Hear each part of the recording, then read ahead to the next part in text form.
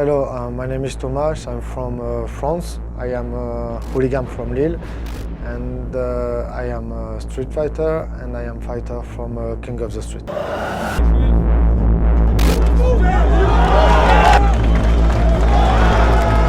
I saw your work, and you work very good, very professional, and you stay totally apolitic.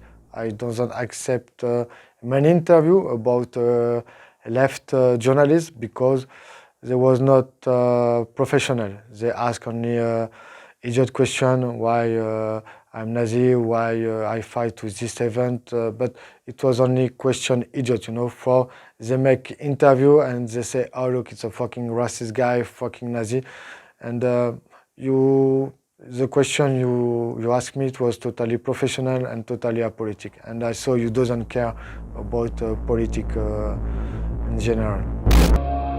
The underground battles organized by King of the Streets are shrouded in secrecy, and not many people know about them. The locations are known only to the organizers, and all fighters do not know where the bouts will take place until the last minute, and it is usually in underground garages, under bridges, abandoned factories, and other places with concrete floor far from the eyes of the law. There are no rules, no rounds, no limits. It is just pure violence and supremacy of one individual over another until one surrenders, loses consciousness, or even worse. Therefore, these battles are not for everyone neither to watch, but even more to participate. For the first time, an active top fighter from King of the Streets talked in the combat sports media MMA.bg about the values and the motivation to participate in such unregulated fights.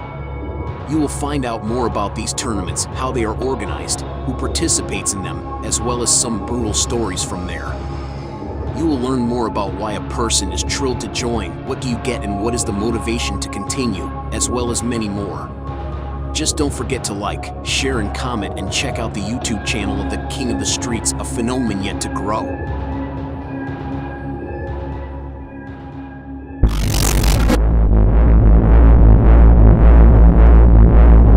Je m'appelle Thomas Katuski, donc je suis français. J'habite en France. Alors, je suis un combattant de King of the Street. Je viens à la base de la rue. Puis après, j'ai été dans des groupes de hooligans à Lille et au foot. Et après j'ai commencé à m'intéresser au King of the Street. Et petit à petit, j'ai fait quelques combats un peu en Europe. J'ai fait des combats aussi en Ukraine, en Russie, partout en Europe, en MMA. Je suis né en Pologne, donc je suis 100% polonais. Je suis arrivé en France à l'âge de 3 ans. Et voilà, quoi, par rapport à mes origines. Puis j'ai toujours été un bagarreur quand j'étais jeune. Et jusqu'à l'âge de... jusque maintenant. Et en fait, j'ai commencé le sport, je devais avoir 18-20 ans. Mais comme la plupart des jeunes à l'époque, donc je faisais beaucoup la fête, donc c'était beaucoup l'alcool, le foot, mais je faisais pas de sport. C'était essentiellement dans la rue que je me battais. Et après, à partir de 25-26 ans, j'ai commencé à m'intéresser au MMA, au sport de combat. Et depuis ce temps, je m'entraîne régulièrement dans des clubs de MMA et je fais pas mal de voyages en Europe. Donc j'ai fait en Pologne, j'ai été en Russie, en Ukraine, comme j'ai dit, en Hongrie, dans beaucoup de pays. J'ai fait pas mal de stages et c'est ça qui m'a permis d'évoluer aussi.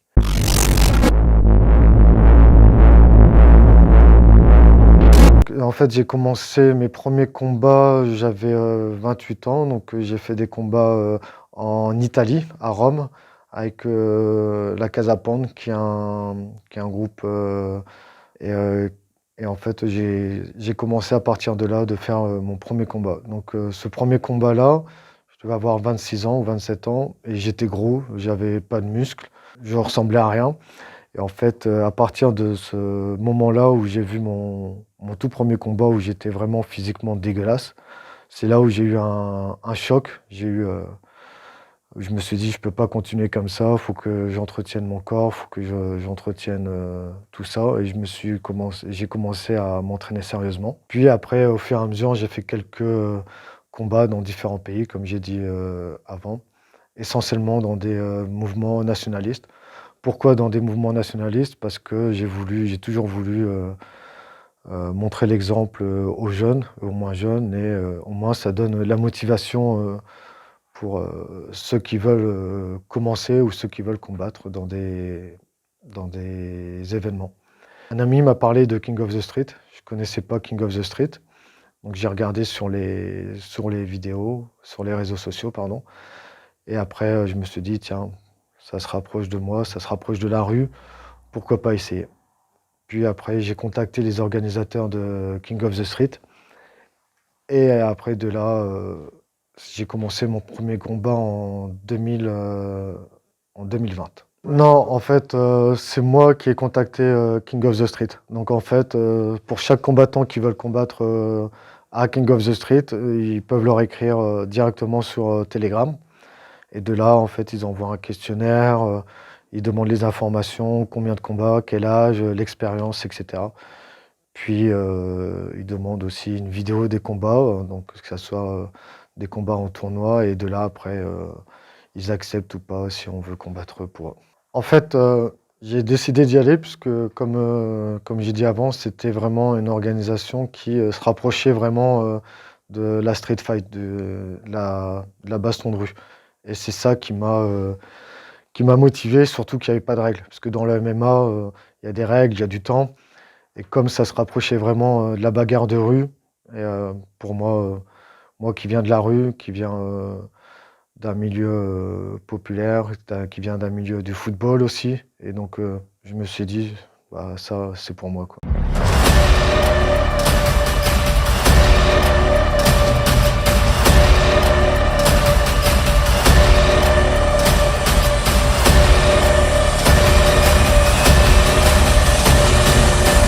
Ça, je suis pas dans l'organisation, donc donc on arrive à l'hôtel, on nous dit, écoutez, on vient vous récupérer à telle heure, et après ils nous emmènent dans un endroit où on sait pas où c'est, c'est secret, tout est tenu secret. Ouais, en fait, ils nous disent, comme j'ai dit, rendez-vous à telle heure, ils viennent nous chercher, et après on a ce qu'on a à faire, on fait ce qu'on a à faire. Ah ouais, ça. Il y a juste le gagnant qui gagne de l'argent. Après, nous, on est hébergé, il nous paye le voyage. Le gagnant récolte ce qu'il a et le perdant, il repart sans rien. Non, winner. Only winner. Après, il y en a qui gagnent plus ou moins. Enfin, je sais pas combien les combattants gagnent. Ça reste, c'est pareil, ça reste très secret. Enfin, moi, je demande pas combien gagne. J'y vais pour combattre. Que je gagne de l'argent ou pas, moi je prends un plaisir à taper les gens ou à me faire taper. Yeah, oui, ouais, pour moi, moi je suis straight edge, donc je bois pas d'alcool, je me drogue pas et je fume pas. Mais je sais qu'il y en a qui prennent de la cocaïne et qui peuvent prendre n'importe quoi avant de combattre. Donc moi après c'est pas ma mentalité. Après, s'il y en a qui se sentent plus forts en prenant de la cocaïne ou en prenant d'autres substances, tant mieux pour eux. Moi, j'ai pas besoin de ça en tout cas. Moi, j'ai jamais vu quelqu'un qui a pris de la drogue ou quelque chose. Mais on voit dans la réaction de certains combattants que quand il y en a qui combattent, ils sont pas, voilà quoi. Après, j'ai jamais vu les gens qui en ont pris. C'est juste, j'affirme juste, et c'est en voyant la réaction de certains combattants. Mais je peux pas affirmer à 100% que les gens en prennent.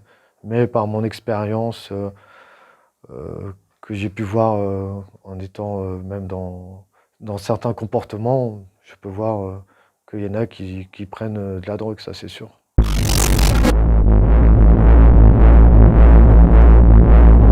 Pour moi, je pense pas au risque. À partir du moment où c'est comme dans chaque sport, si on commence à penser au risque, qu'on peut avoir un mauvais coup, qu'on peut mourir, qu'on peut se blesser, ça sert à rien de pratiquer le sport de combat ou même dans d'autres sports.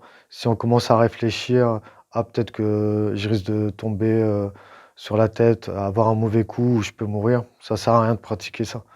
Je pense que quand un combattant rentre sur un ring ou quand on combat même dans la rue, on ne pense pas exactement, c'est l'instinct qui vient tout de suite. C'est comme quand on fait un exercice au MMA ou à la boxe, si on pense à l'exercice, forcément on va le faire pas très bien. Mais à partir du moment où on pense plus à faire, on pense plus à l'exercice, bah ça va aller tout seul. Les coups vont venir tout seuls quand on va venir. Si on pense trop, c'est là où on fait des erreurs. C'est comme dans la rue, si tu te fais agresser, tu vas pas penser directement, c'est l'instinct qui va prendre le dessus. Le problème, c'est juste à cause d'un gars qui sait pas se battre, qui s'appelle Eric Olsen, contre qui j'ai combattu il y a une semaine. Et en fait, avant King of the Street, c'était vraiment des combattants, donc des hooligans qui combattaient une team contre une autre team, ou des street fighters. Mais en fait, il n'y a jamais eu question de mettre les doigts dans les yeux, d'arracher l'oreille avec la bouche, comme il y a eu récemment. Pour moi, on peut faire ça, on peut arracher les yeux, on peut mordre, on peut faire vraiment du dirty fight si ta vie, elle en dépend. Je veux dire, il y a un minimum, il y a un code d'honneur pour moi qui est dans la bagarre de rue. On va pas faire du sale une fois que la personne, et comme je pense que c'est partout avec tous les combattants, une fois que la personne elle est KO, elle est KO. On n'y va pas, on va pas lui bouffer l'oreille, lui mettre les doigts dans les yeux. Non, les gens qui font ça, c'est que tout simplement, ils savent pas se battre et ils usent ça comme dernier recours pour gagner, tout simplement.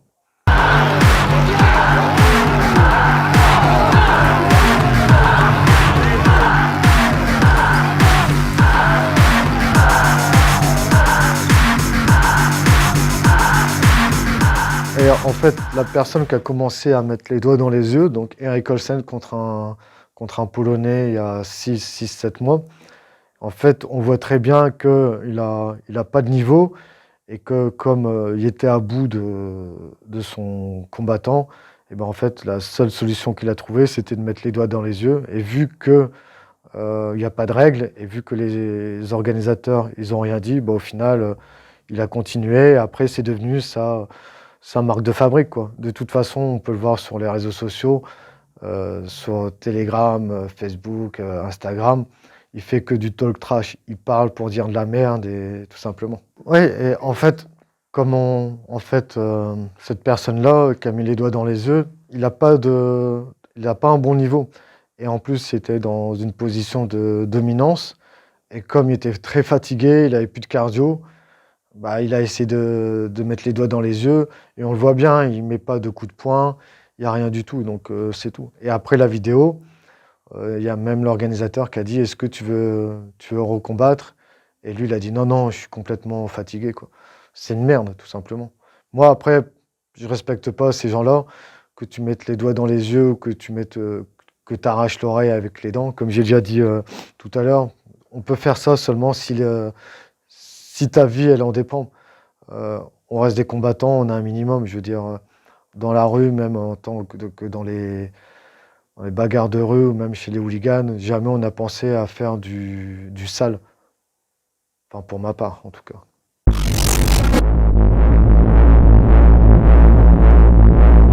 En fait, avant chaque combat, comme tous les combattants, on regarde les combats de notre adversaire. On regarde les faiblesses, on regarde ses qualités, comment on peut gérer tout ça. Mais juste avant le combat, déjà, il y a le stress. Et c'est surtout, moi, je sais qu'avant chaque combat, je pense à rien, juste gagner. Je pense à rien. Je pense que chaque combattant, pendant le combat, il pense à rien, juste à écouter son coach pour éviter les erreurs et pour voir les faiblesses de son combattant. Mais pendant un combat, on pense à rien. Enfin, pour ma part, moi, je pense à rien. Pour moi, comme j'ai dit, c'est les risques. Je veux dire, pour le moment, il n'y a pas eu de blessés graves, il n'y a pas eu de morts au King of the Street. J'espère qu'il n'y en aura pas. Et il y a plus de morts à la boxe ou MMA qu'au King of the Street. Et je pense que chaque athlète, quand ils font des sports de combat, ils pensent pas à la mort, ils pensent juste à combattre. Recevoir un mauvais coup, ça peut arriver. Après, c'est le destin, hein, c'est la vie. On décide pas de recevoir un mauvais coup. Demain ou cet après-midi, je peux traverser dans la rue, je peux me faire écraser. Il y a autant de risques dans ça aussi.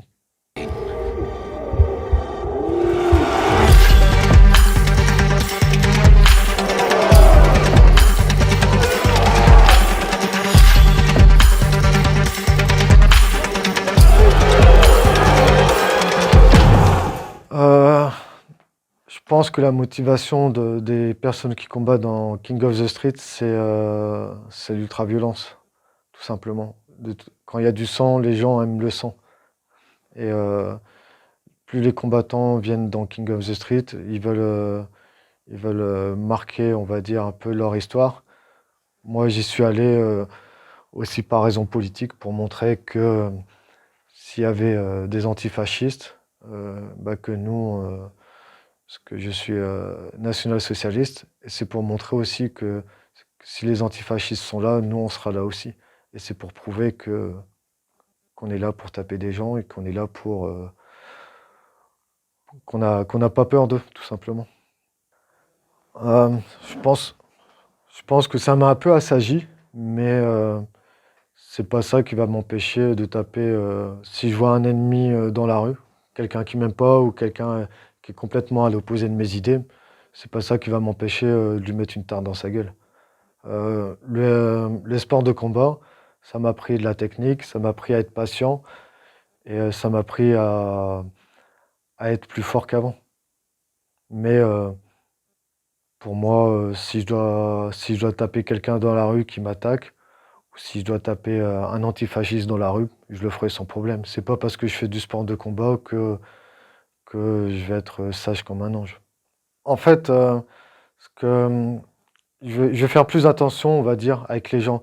C'est-à-dire que quelqu'un qui va boire beaucoup, qui va plus me chercher euh, des emmerdes dans la rue, comme je sais que comme il y a beaucoup de combattants et ils se disent bon bah on va faire attention parce que on peut lui mettre un coup, il peut avoir très mal, donc on va juste faire attention à ça. Et sinon, il n'y a pas grand-chose qu'à changer. Dans ma mentalité, il n'y a pas grand-chose qu'à changer.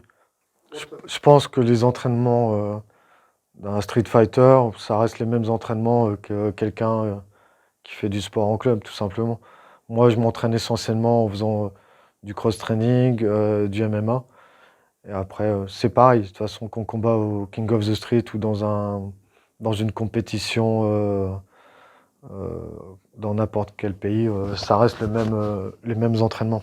Peut-être 2 mois avant le fight ou un mois avant le fight, c'est plus intensif, que ce soit pour le cardio ou l'entraînement est plus intensif. Ça dépend du combattant. Comme on va toujours regarder s'il a un bon cardio, s'il a une bonne technique. Mais en général, pour moi, le cardio, c'est vraiment quelque chose de très très important.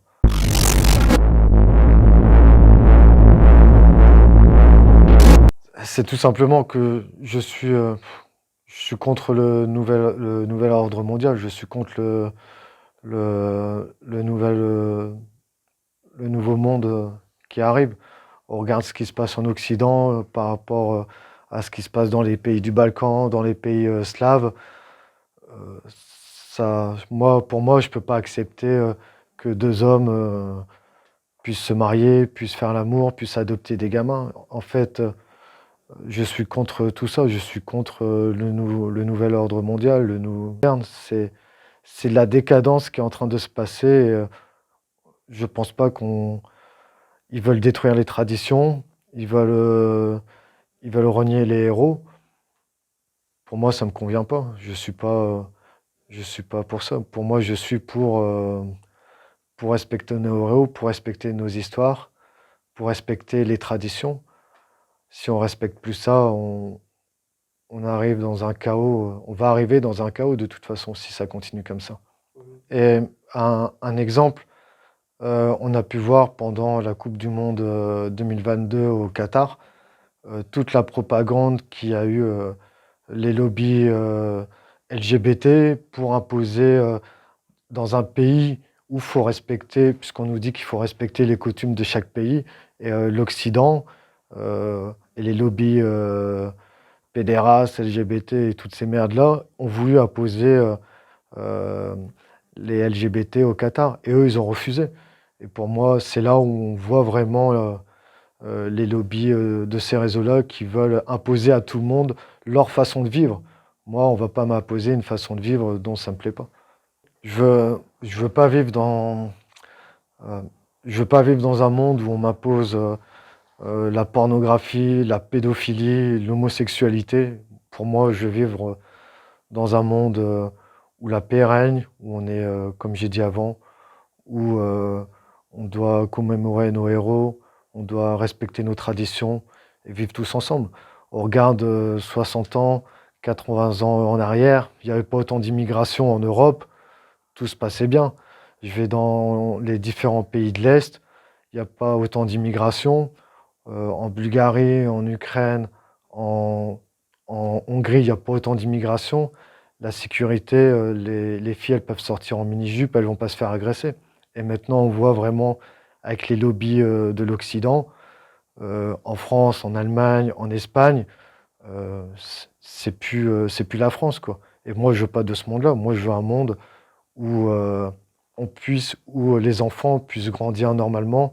Et on leur impose pas dès la maternelle ou dès le plus jeune âge comment se masturber, comment vivre la sexualité. Pour moi, c'est pas ce monde-là. Pour moi, c'est pas mon monde-là. Pour moi, la qualité la plus importante chez quelqu'un, c'est l'honneur et l'amour qu'il peut porter envers sa famille et son pays. Et respecter aussi tout ce qui va. Donc les traditions, respecter ses héros, son histoire, tout ça. C'est c'est un ensemble. Et quelque chose que je déteste, c'est dans le monde actuel où on vit, où tous les gauchistes qui propagent leur propagande de merde avec les LGBT, le vivre ensemble, on le voit depuis des années que tout ça, ça ne marchera jamais et qu'en fait ils veulent détruire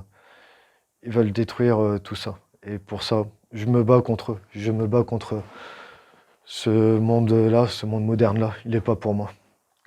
La solution, c'est simple, c'est déjà d'arrêter d'accueillir des immigrés dans certains pays, comme on voit l'Angleterre, comme on voit la France. C'est Paris, c'est plus la ville de l'amour, c'est la ville de l'horreur.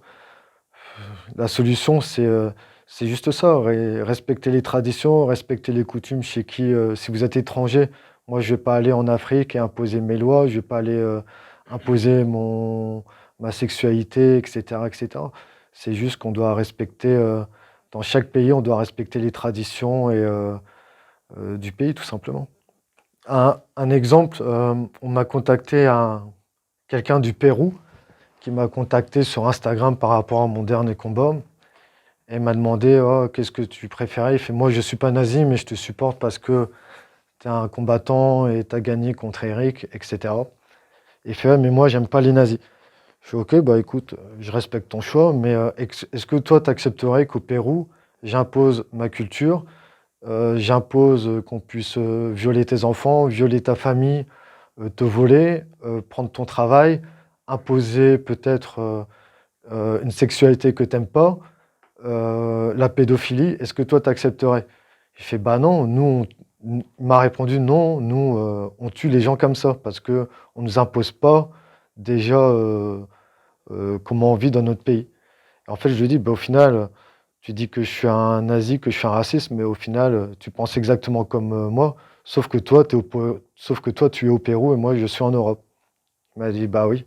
Après, il m'a posé ce que tu préfères les nazis ou les communistes? Je fais bah non, je déteste les communistes.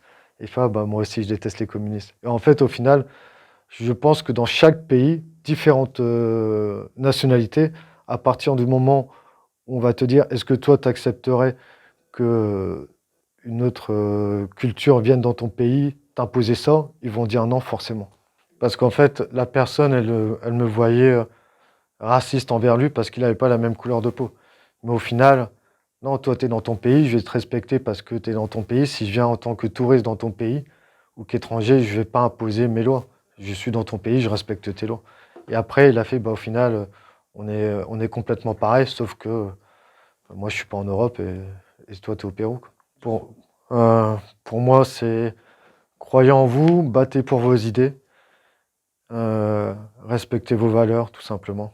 Et ne tombez pas dans, dans les travers de la drogue, de l'alcool. Restez sain et faites du sport, tout simplement. Le sport peut beaucoup aider les gens à se sortir de dépression, de, du mal-être qu'ils ont. Ça peut beaucoup les aider. Donc faites du sport. Le sport, c'est la vie, comme on dit.